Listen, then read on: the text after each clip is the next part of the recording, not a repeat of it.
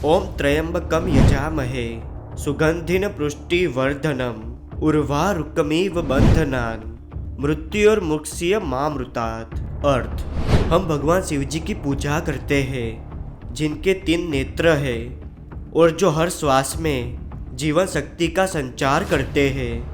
वो पूरे जगत का पालन पोषण करते हैं। महामृत्युंजय मंत्र वो मंत्र है जिसकी सहायता से व्यक्ति मृत्यु को भी जीत सकता है। इसीलिए महादेव की स्तुति के लिए महामृत्युंजय मंत्र का जाप किया जाता है। इससे जीवन शक्ति तो बढ़ती ही है पर साथ ही सकारात्मकता भी बढ़ती है। इस मंत्र के प्रभाव से डर और टेंशन खत्म हो जाता है। शिव पुराण के उल्लेख के अनुसार इस मंत्र के जप से श्री आदि शंकराचार्य जी को भी जीवन की प्राप्ति हुई थी। वरदायक प्रणतारति भंजन कृपा सिंधु सेवक मनरंजन इच्छित फल बिनु शिव अवराधे लयिनी कोटि जोक जप साधे। महादेव कृपा के सागर है और भक्तों के मन को प्रसन्न कर देते हैं। शिव जी की आराधना किए बिना करोड़ों योग और वर्षों के जप से भी मनवांछित फल की प्राप्ति नहीं होती। हर हर महादेव, जय श्री राम। दोस्तों, आप सभी को महाशिवरात्रि की हार्दिक शुभकामनाएं। मैं महादेव से यही प्रार्थना करता हूँ कि सभी भक्तों के दुखों को दूर करे और सबके जीवन में खुशहाली भर दे। दोस्तों, इन भक्त के जीवन में दुखों का पहाड़ टूट पड़ा था और ये इससे उभरे ही थे कि दूसरा संकट इनकी चौखट पर आ खड़ा हुआ था। इन भक्त का नाम सुधीर जी है और ये गुजरात से है।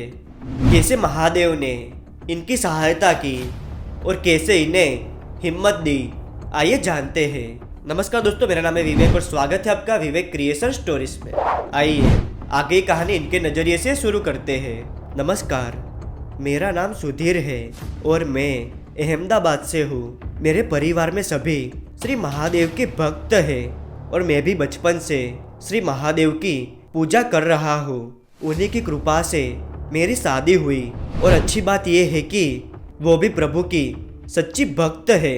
मुझे बचपन से ही जब भी कोई परेशानी या दुख होता तो मैं श्री महादेव से कह देता।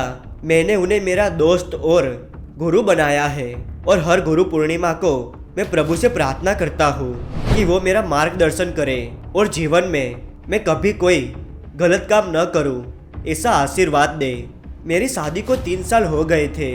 मेरी बीवी दुखी रहती थी क्योंकि उसका एक बार मिसकैरेज हो चुका था और डॉक्टर ने कहा था कि अब आपके माँ बनने के बहुत कम चांस है। लेकिन मैं उसे सांत्वना देता था कि प्रभु सब ठीक कर देंगे। हम इस दुख से बाहर ही निकले थे कि मेरी पापा की तबीयत बहुत खराब हो गई। उन्हें इतनी आसक्ति आ गई थी कि हमें उन्हें हॉस्पिटल में एडमिट करवाना पड़ा। मैं बहुत दुखी हो गया था क्योंकि मैं मेरी फैमिली से बहुत प्यार करता हूँ और दुनिया का हर इंसान चाहता है कि उनका परिवार खुश रहे। लेकिन मेरी आंखों के सामने ये सब हो रहा था पर मैं कुछ भी नहीं कर सकता था।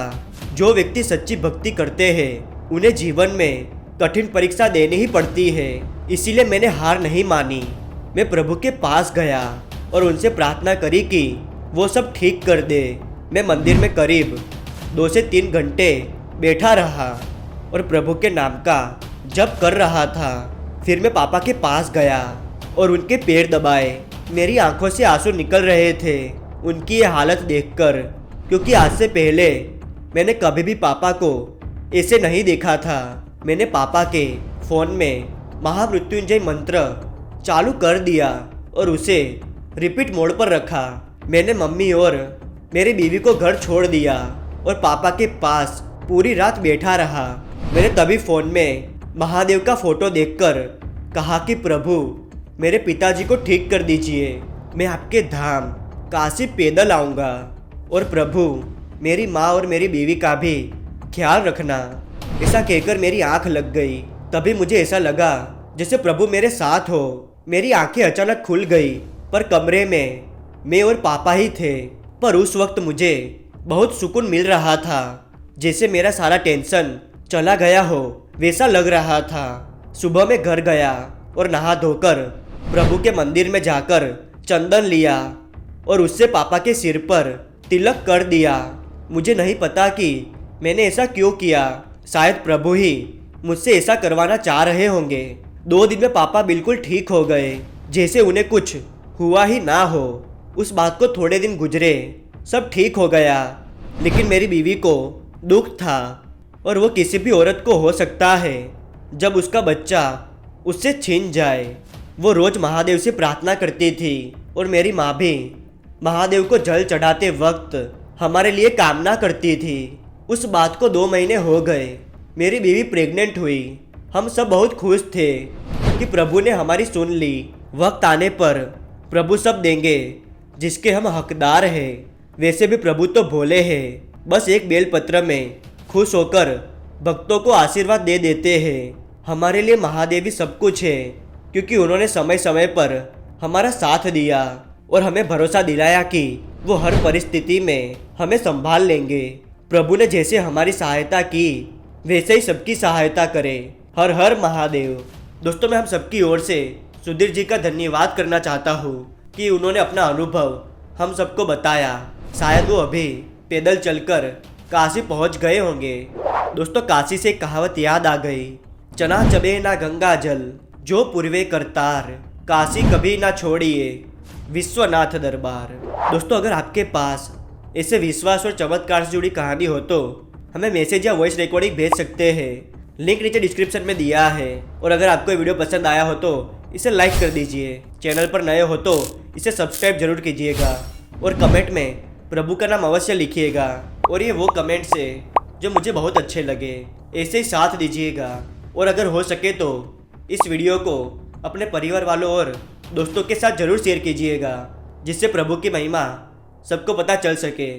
मिलते हैं अगले वीडियो में नई कहानी के साथ। तब तक के लिए धन्यवाद।